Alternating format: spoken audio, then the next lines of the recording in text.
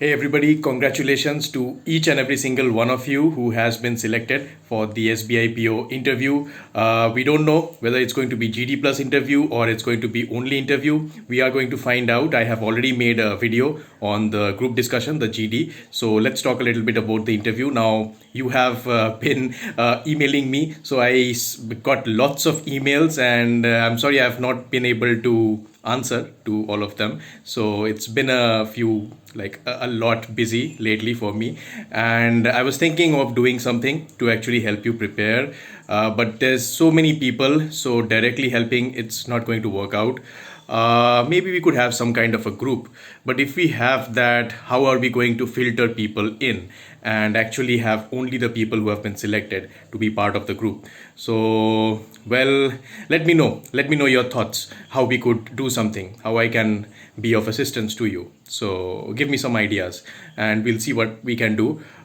Before the weekend, I can't do much. So let the weekend come and then I'll try something. So let me know in the comments your ideas about how we can have something directly. So let's begin the video. Hi, this is Supriyo. So how do you ensure that your SBI PO interview goes very, very well?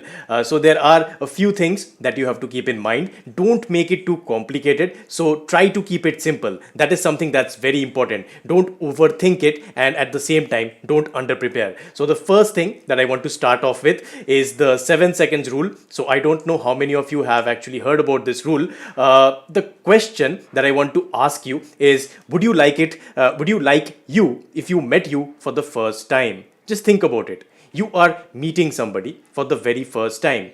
How long do you think it takes for somebody to make an opinion about you? It's only 7 seconds. Can you believe that? Multiple studies have confirmed it, and even there's a Forbes article that you can read that it only takes 7 seconds for somebody to have an opinion about you. So understand this important thing. It's not about how much knowledge you can actually express in that 7 seconds. In 7 seconds, what can you do? You really can't do much. So think of a scenario, for example. So say that you are on a date. So it's a romantic dinner and you want to impress that special someone. So what would you do to make her feel special or him special? So what would you do? There are few things that you can do. So the first thing that I would suggest is to be present. That's the most important thing that you can do for another human being in this day and age. You are totally present in that conversation, and you can always make out if somebody is not that interested in you. So you have to look directly in the eyes of the panel. Remember, I'm not saying that you have to go and do it romantically. It's a date, but it's a date with your prospective employer. So don't go and look into their eyes with some dreamy eyes or anything, but you have to look into their eyes and you have to be present in the conversation. You should not ever make them feel that you are thinking of something else. Okay, there might be many things on your mind. You might be thinking whether I'll be getting this job, if I stumble, what's going to happen, etc. But you have to put that aside. Just talk to them. Just be present in that conversation. Be present as a human being, listening to another human being. That's the greatest gift, I tell you, in this day and age when we are always fixated on our mobiles and all these things. So that's the first thing. The second thing is to smile.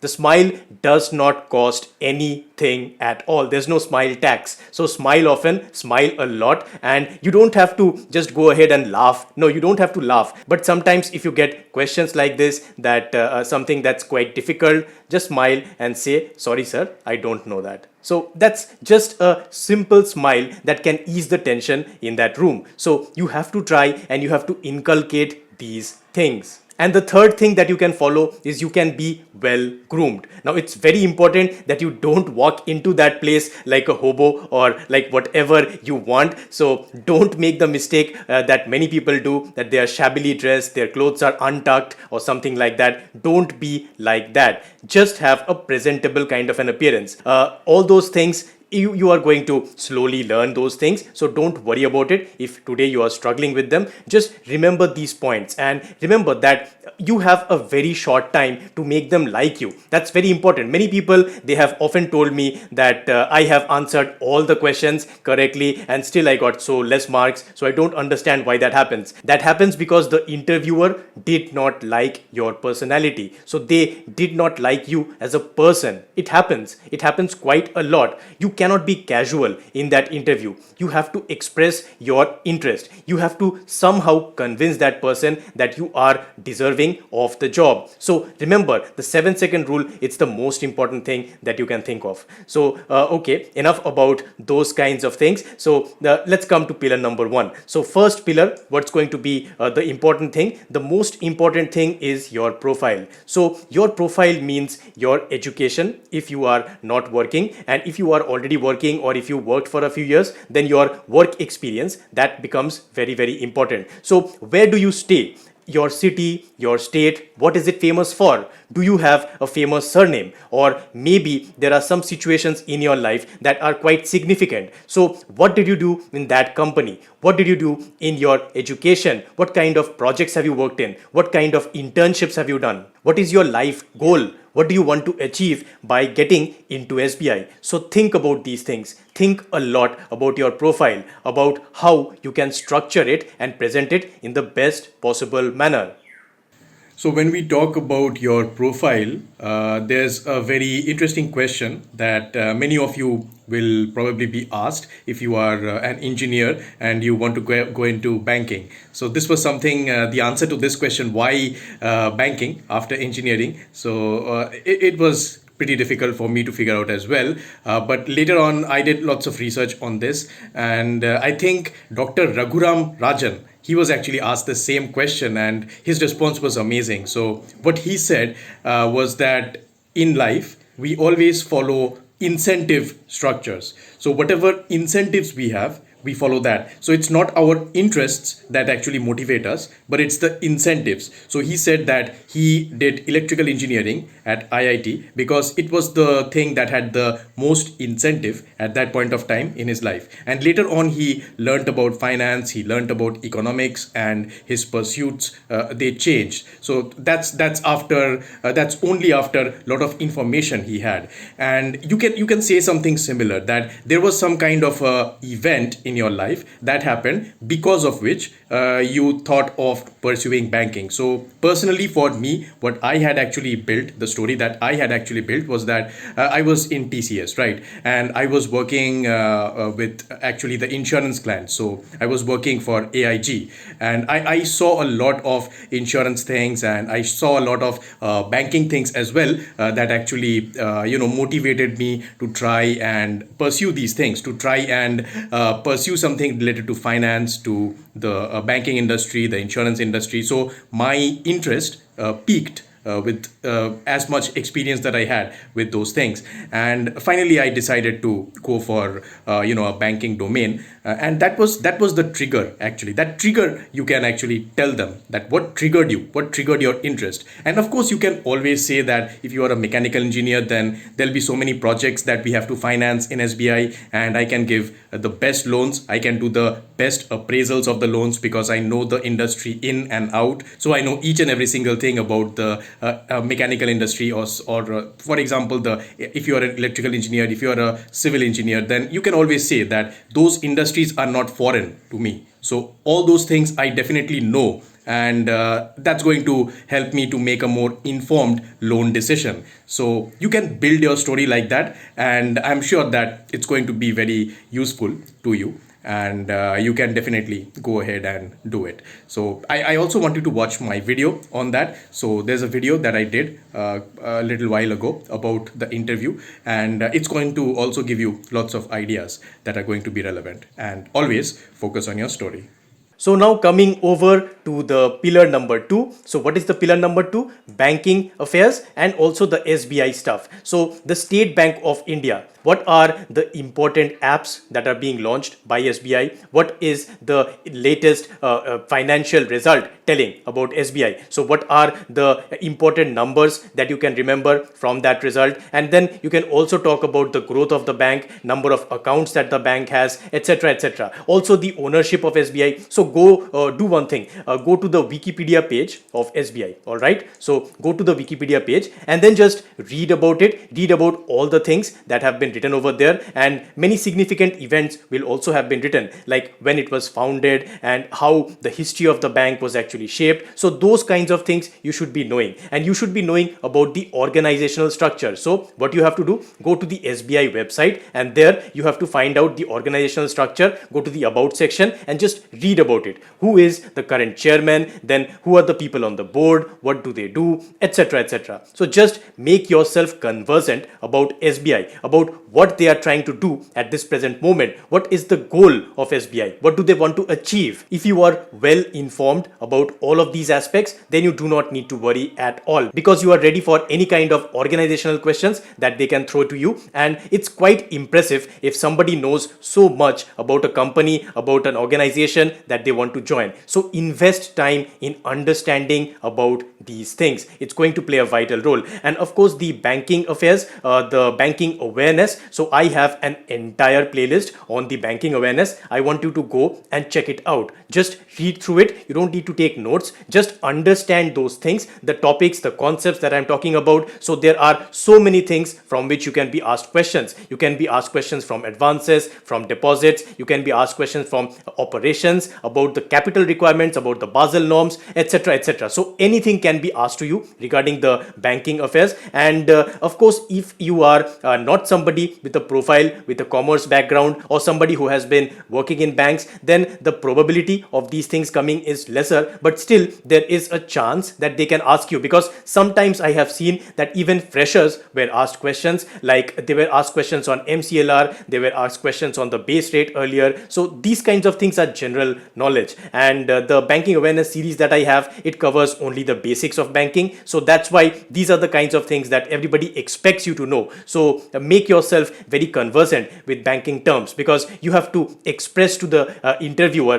that you are interested in banking, that you have an interest in finance, and you are ready to learn about all things. Nobody expects you to learn everything. Remember this very important thing. So there will be questions always in an interview that you cannot actually answer. Just smile and say, sorry sir, I do not know, but I will definitely read up more on that. So you can say that, you can make it positive. You have to always say that you are willing to learn things. Don't freeze up. Don't be very stiff. You have to be a little bit more relaxed. So be comfortable. Whatever is happening, enjoy the journey. That's the most important thing.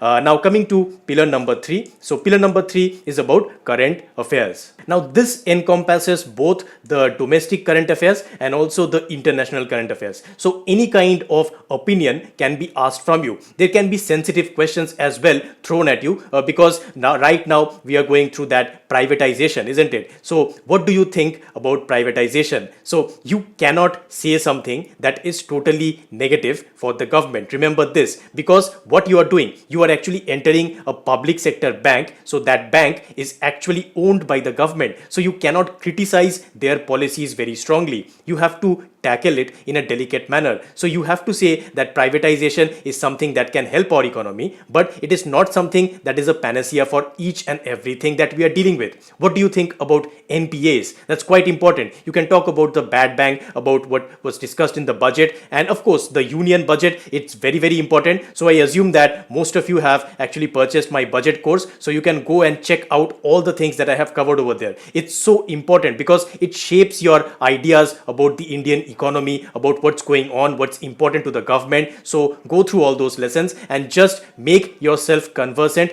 make yourself comfortable with all that knowledge, because that knowledge, the entire knowledge, is going to help you in your interview to become much more well-rounded and to become a candidate that they should always think about very highly. So that's the kind of thing that you have to think about whenever you are reading about the current affairs. Always think about opinions on things, not just the information. So for for example, the farmers agitation issue. What is actually happening? What is your opinion about it? Do you think that the farm bills should be withdrawn? So there can be direct questions like this. There can be a question, for example, that if you get a better job, are you going to leave this job? So how do you answer that? So you have to understand, you have to tackle it, because see, if you're going for an SBI job, you can say that this job is one of the best jobs in the market right now. So they have the best in class benefits. So I don't see any other job that can be comparable to this. Maybe only the Reserve Bank of India, but I am not actively trying for it. And if in the future I get a better opportunity, then I'll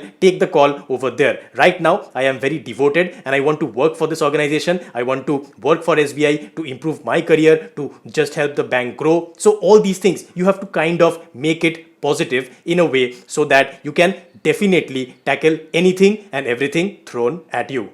So another thing that people often forget is that you need to read newspapers, right? So the day before the interview, you can read the newspaper, so you'll be knowing all the important events, and usually events, they stay in the news for a couple of days. So even if you did not get the chance to read the newspaper on your interview day, if you have read it the previous day, then you have some kinds of things, because this question is very common, that the interview suddenly asks you, have you read the newspaper? So what are the important news items of the day?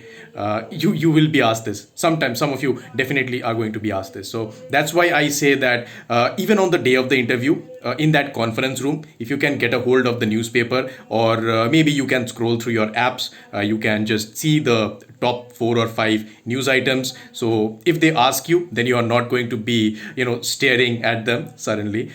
So make sure you're quite informed about it. And if you can take your interview towards current affairs, towards your opinions on different things, then it becomes a little bit more relaxed, because it's not revolving around you, but it's about the opinion that you have about other things. So try and guide the interviewer if you can actually do that. So that guiding the interviewer, that is also a skill that you can develop. So now thinking about how you're going to guide the interviewer. So the miscellaneous things, guiding the interviewer is something that requires a lot of skill. So don't worry if you can't do it. You don't always have to guide your interview, or you don't always have to structure it. You don't always have to drive it. You sometimes have to be just present while it is being driven. So if possible, you can guide the interview towards some things that are very well known to you. And of course, it definitely works, but you don't have to go overboard with that. And when we talk about going overboard, so guys versus girls, slight differences are there. So about the dresses, now I have seen people go to the SBI interview in suits. Now please don't do that. You don't need to wear a suit. This is not a central bank interview. This is just a commercial bank interview. Just wear a good shirt, and have a tie on. That is fine. You don't have to wear a suit. It's not required. For women, for girls, what you can do is you can have any kind of dress. So just have a presentable dress. You can wear a sari if you want. If you are not comfortable with a sari, then don't go for it. But if you want, you can definitely wear a sari. It is completely acceptable. You can wear any kind of suits as well if you want. For women, I'm talking. So that looks a little bit more professional, and you can definitely go for it. But I would say that any kind of dress also works. So you know it better than I do. What kind of dresses are more formal dresses, professional dresses. So don't worry that you have to always go in some kind of a narrow kind of an approach. You can have many different options. And for boys, you just have to wear a tie and just have your well-pressed shirt and trousers, and you can go forward with the interview. And about guys, there's another thing. So about the beard.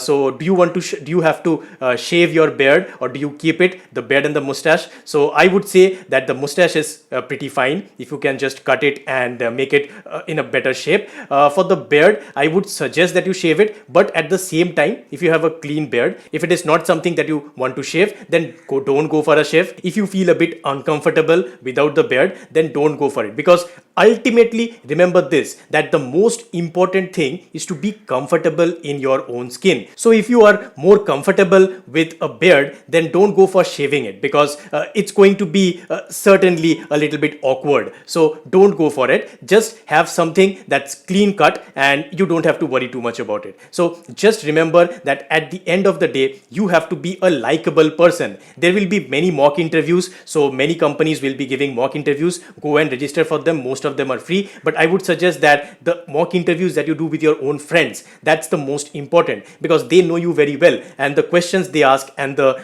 expressions that you have, they can actually tell you whether you are doing the right thing or you're doing the wrong thing. So remember that. Try and do it with your friends. That's going to be always very, very helpful. Ultimately, I just want to say that you have reached till this point, so you are very fortunate. You are among the best of the best of the best in this entire country. So please be proud about it. You should be very proud that you have reached the final stage of the State Bank of India Probationary Officer recruitment. Now that is a very, very significant achievement in and of itself. Imagine you are going to walk into that local head office of the SBI or the training center of the SBI. You are going to be greeted. Everybody is going to be so nice to you. You are going to meet people, highly qualified and highly distinguished people. Isn't that worth it? You are going to enjoy this entire process. So just remember, do not forget to enjoy this, because this moment, it's really special and it goes by very, very fast. So just cherish it, just enjoy, and I wish you best of luck in your interviews. I hope that you learned something from this video and that it was beneficial to you. If you enjoyed it, please click on the like button and share it with your friends. And if you want to see more of this kind of content, please click on the subscribe button and do not forget to click the bell icon so that you, my friend, do not miss any future update. I'll see you in the next one. Bye bye.